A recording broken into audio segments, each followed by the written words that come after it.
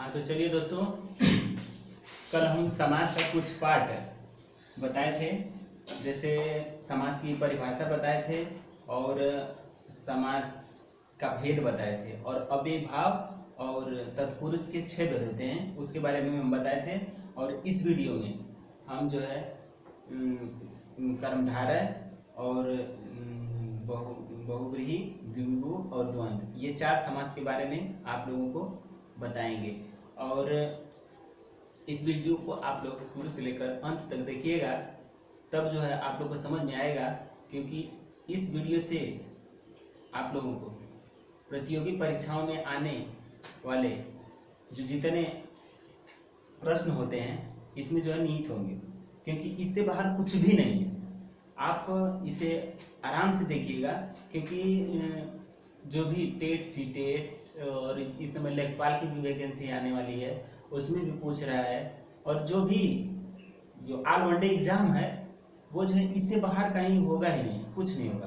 क्योंकि जो भी हिंदी का सिलेबस है उसमें जो है समाज से रिलेटेड बहुत क्वेश्चन देता है।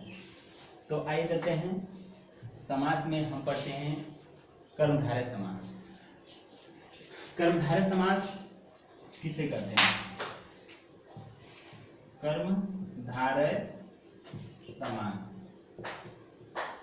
कर्मधारय समास में 2 पद होते हैं, मतलब पूरे समास में 2 पद होते हैं, क्योंकि समस्त पद, समासिक पद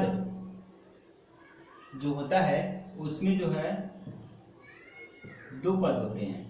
जैसे लिख दिया कि नील कमल, तो नील कमल में 2 पद हुए, एक नील और दूसरा कमल। तो इसका अगर हम विग्रह कर रहे हैं तो लिखा जाएगा कि नीला है कमल जो, नीला है जो, नीला है कमल जो, या नीला है जो कमल। तो इसमें इसको बताए थे, अगली वीडियो में देखिएगा आप लोग, इसमें भी हम कर दे रहे हैं कि इसे जो है कहा जाता है पूर्व पद और इसे कहा जाता है उत्तर पद। तो पूर्व पद और उत्तर पद से इसकी जो है परिभाषा बनेगी, क्योंकि इसमें कहेगा कि पूर्व पद होगा विशेषण। पूर्व पद क्या होगा? विशेषण। और जो उत्तर पद होगा वो होगा विशेष्य। कर्मधारय समास में ये चीज ध्यान दीजिएगा आप लोग कि विशेषण और विशेष्य होगा। विशेषण का मतलब होता है कि नीला, पीला, छोटा, मोटा, ये सब होता है क्या? विशेषण। और जो शब्द, जो कोई भी वर्ड लिखा गया होगा उसका विशेष्य होगा, मतलब ये विशेषण होगा, ये विशेष्य।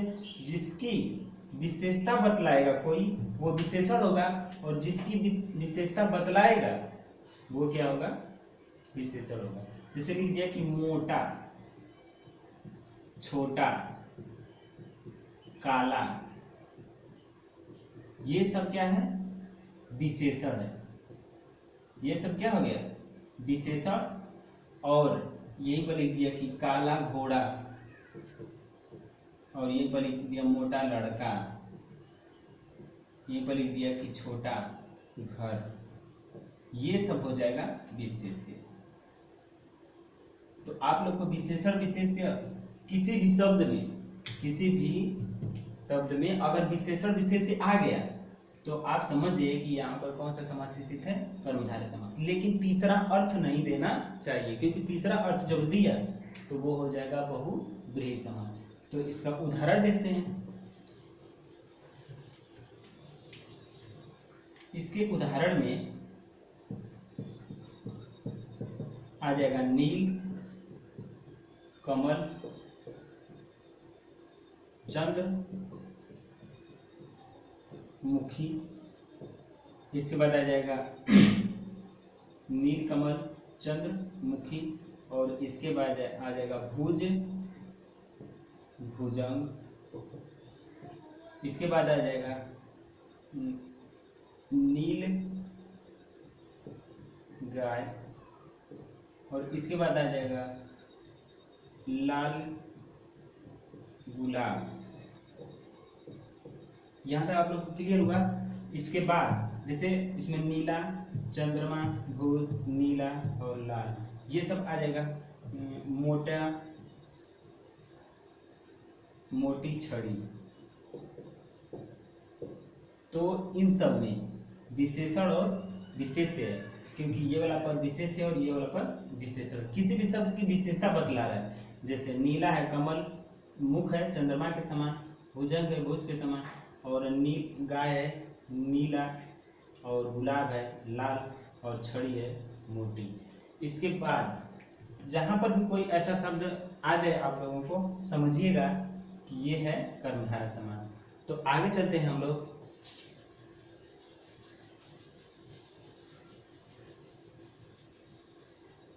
द्विगु समास में आगे चलते हैं। द्विगु समास। द्विगु समास सबसे आसान है, क्योंकि इसमें पूर्व पद संख्यावाचक, पूर्व पद संख्यावाचक और उत्तर पद संज्ञावाचक होगा। उत्तर पद संज्ञावाचक होगा, पूर्व पद संख्यावाचक और उत्तर पद क्या होगा? संज्ञावाचक।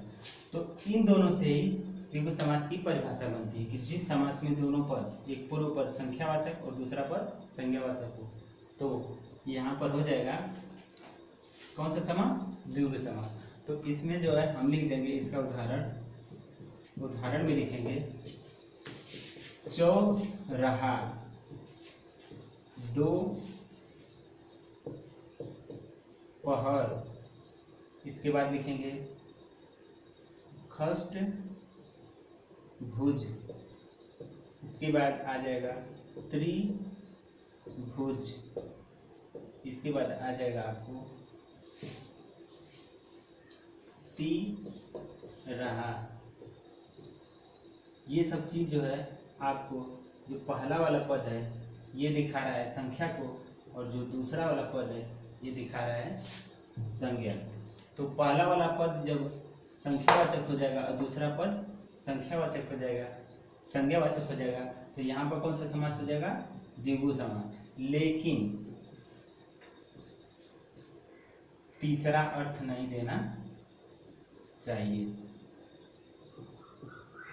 तीसरा अर्थ नहीं निकलना चाहिए। तीसरा अर्थ अगर निकल गया तो वो हो जाएगा बहुब्रीहि समास। पहला पद संख्यावाचक और दूसरा पद संज्ञावाचक होना चाहिए, लेकिन तीसरा अर्थ नहीं निकलना चाहिए। तो आइए अब पढ़ते हैं द्वंद्व समास। तो आइए चलते हैं द्वंद्व समास। ये हो गया आपका पांचवा। क्रम से देखिएगा, क्रम इधर उधर भी हो सकता है। द्वंद्व समास। द्वंद्व समास में, इस समास में दोनों पद क्या होते हैं? दोनों पद प्रधान होते हैं। दोनों पद प्रधान होते हैं, यानी कि पूर्व पद और क्या? उत्तर पद। पूर्व पद और दोनों पद क्या होते हैं? प्रधान होते हैं, लेकिन एक दूसरे के क्या होते हैं? पूरक होते हैं।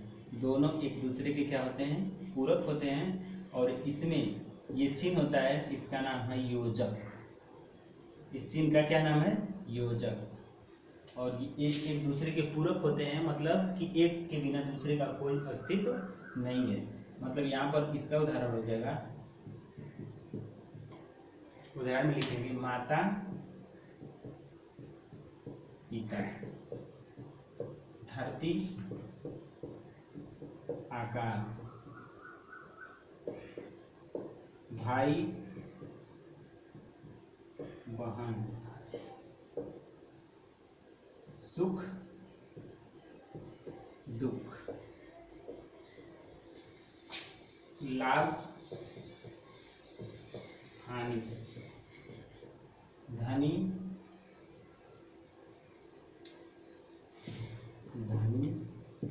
निर्धन।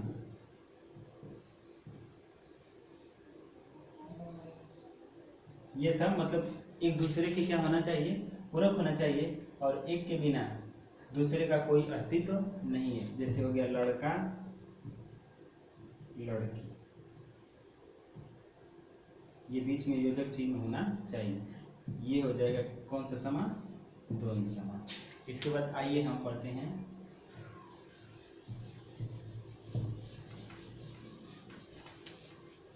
बहुव्रीहि समास। ये है लास्ट वाला,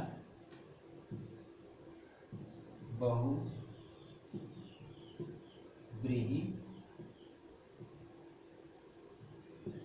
समास। बहुव्रीहि समास में होता है कि इसमें दोनों पद प्रधान नहीं होते हैं, मतलब दोनों पदों की प्रधानता नहीं होती है। इसमें दोनों पदों में से कोई पद प्रधान नहीं होता है, एक तीसरा पद आता है। तीसरा पद की प्रधानता होती है। बस इतना जानिए कि जिस समास में दोनों पद प्रधान नहीं होते हैं, यानी कि पूर्व पद और उत्तर पद प्रधान नहीं होते हैं, लेकिन तीसरा पद प्रधान होता है, और उसी को क्या कहा जाता है? बहुव्रीहि समास। जिसे तीसरा अर्थ देता है उसे क्या कहते हैं? बहुव्रीहि समास। इसका उदाहरण हो जाएगा, एक चीज इसमें इम्पोर्टेंट है कि जो धक्का मुक्की होता है और कुछ ऐसे वर्ड होते हैं जो मारा मारी, धक्का मुक्की, वैसे जो है शब्द जो उसको जो है बहुव्रीहि समास के अंतर्गत रखा जाता है। जैसे इसका देखिए एक दंत, इसके बाद हो जाएगा गजानन, इसके बाद हो जाएगा दशानन, इसके बाद हो जाएगा लंबोदर, इसके बाद हो जाएगा गंगाधर, इसके बाद हो जाएगा चंद्रशेखर।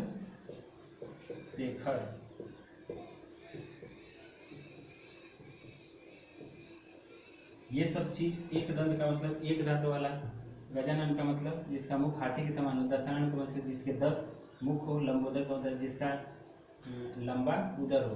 तो इसका एक दंत गणेश जी, इसका मतलब गणेश जी, इसका मतलब रावण, और इसका मतलब गणेश जी, और इसका मतलब शिव जी, और इसका भी मतलब शिव जी। यानी कि गंगाधर, गंगा को धारण करने वाले, और चंद्रमा को धारण करने वाले, ये जो है शिव जी हैं। ठीक, तो ये सब तीसरा अर्थ दे रहा है। तो तीसरा अर्थ देगा तो कौन सा समास हो जाएगा? बहुव्रीहि समास। लेकिन इसमें एक धक्का मुक्की बोले हैं कि जैसे जो थोड़ा सा मारा मारी से संबंधित कुछ ऐसे शब्द आ जाते हैं जिसको बहुव्रीहि के अंतर्गत रखा जाता है, तो उसका आता है हाथा हाथी, हाथा हाथी, फिर धक्का मुक्की, धक्का मुक्की, लाठा लाठी, लाठा लाठी, ठीक ना। तो और इसमें आ जाएगा कि सपरिवार, सदेह, सचेत, सचेत, और जो हम थंबनेल बनाए हैं उस पर जो है यही भी हैं सपरिवार। तो आप लोग इस वीडियो को शुरू से लेकर लास्ट तक देखिएगा, तभी आप लोग को समझ में आएगा कि थंबनेल कौन सा समास है। तो कौन सा समास है? बहुव्रीहि समास। सदेह और सपरिवार, ये दोनों जो है कौन सा समास है? तो बहुव्रीहि समास। और आप जो है इस वीडियो को सब्सक्राइब करिएगा, लाइक करिएगा, क्योंकि ये दोस्तों के पास भेजेंगे तो और ये चैनल जो है आगे जाने में मदद मिलेगी। आप लोगों की धन्यवाद।